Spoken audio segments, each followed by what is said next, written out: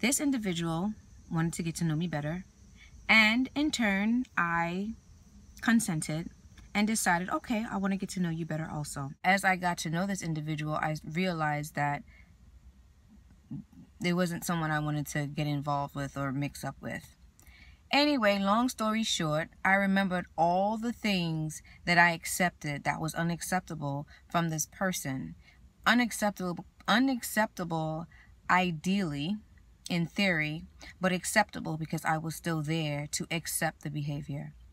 When I decided to let that person go, I had a lot of anger and resentment, and I had a lot of blame, to the point that every time I saw that person's vehicle, I would cuss that person out in my mind and list all the things that was wrong with him and all the things that should have went down and could have changed, and not really accepting the fact that people are who they are. You need to love them and like them as is, even if it means love them from afar. This sounds insane and crazy, but so many of us are trained to believe that our happiness is tied into other people's behavior. And if only they would show up and be how we want them to be, we would be happy. But as you stop and you look around, really, can you really control people? Are they going to really do what you want them to do, when you want them to do it, how you want them to do it? 9 times out of 10, no. Eventually that person is going to have to serve themselves. So I had issues, I had anger, I had blame.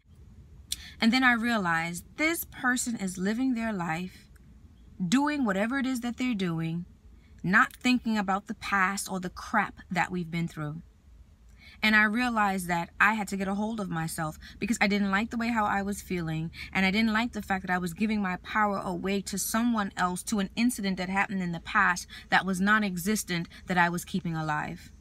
This person is not even thinking about me or interrupting their day based on some old crap that's in the past.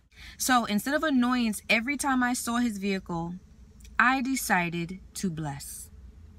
Oh, I decided to be grateful and to bless the fact that I met this person, that in meeting him, certain feelings and emotions that I have and had were brought to awareness.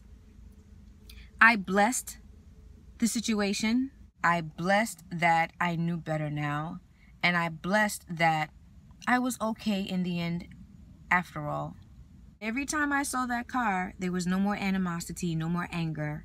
And would you believe I stopped seeing that car? As the Buddha once said, holding on to anger is like drinking poison and expecting the other person to die. It's the same thing with resentment. It's the same thing with holding a grudge. It's the same thing. All of it's the same thing. You are withholding your love from who? You are withholding your peace of mind from who? The only person that really benefits from this solely or mostly is you. Not forgiving people affects your beauty. Holding on to resentment, anger, and a grudge affects your beauty. It affects your peace of mind. Your peace of mind in turn influences the choices that you make. It also influences future scenarios and experiences. If I'm full of so much animosity and anger, I'm going to attract more situations that stoke that same animosity and anger. My beauty and my happiness is paramount. Learn to forgive. Understand that people are doing the best that they're doing. And if they knew better, really on a deeper level, if they knew better, they would do better. Sometimes understanding their mentality and understanding who they are helps you to understand that they're not spitefully doing things to irk you or to get on your nerves. They're just being themselves. You can love them from afar. You can love them up close.